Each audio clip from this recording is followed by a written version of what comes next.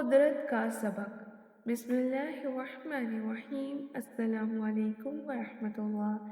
ایک شخص نے اپنا ایک تجربہ لکھا کہ ایک ماہی گیر نے ایک بار مجھے بتایا کہ کیکڑے کی ٹوکری پر کسی کو ڈھکن لگانے کی ضرورت نہیں۔ اگر اس میں سے کوئی کیکڑا ٹوکری کے کنارے سے نکلنا چاہتا ہے تو دوسرے وہاں پہنچتے ہیں اور اس کو پیچھے کی طرف کھینچ لیتے ہیں۔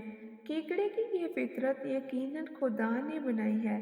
دوسرے لفظوں میں کیکڑے کا یہ طریقہ ایک خدائی طریقہ ہے۔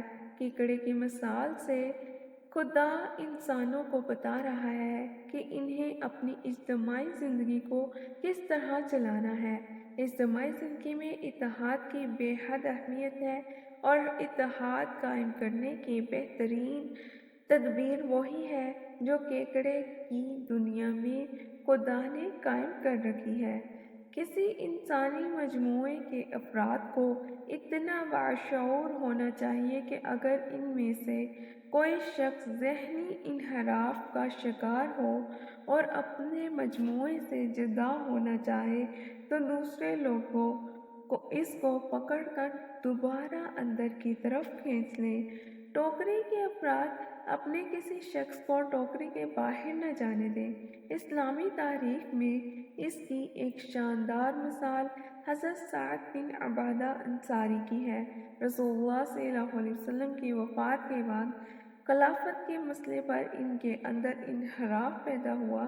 بیشتر صحابہ رضی اللہ تعالیٰ عنہ ان پر متفق تھے کہ قبیلہ قریش کے کسی شخص کو خلیفہ بنایا جائے، مگر سعد بن عبادہ رضی اللہ تعالیٰ عنہ کے ذہن میں یہ آیا کہ خلیفہ انصار کا کوئی شخص ہو یا پھر وہ دو خلیفہ بنائے جائیں، ایک مہاجرین میں سے اور دوسرا انصار میں سے۔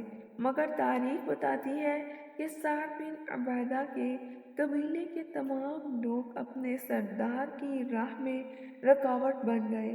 انہوں نے سعد بن عبادہ کو کھینچ کر دوبارہ ٹوکری میں ڈال لیا اور ان کو ان سے باہر جانے نہیں دیا۔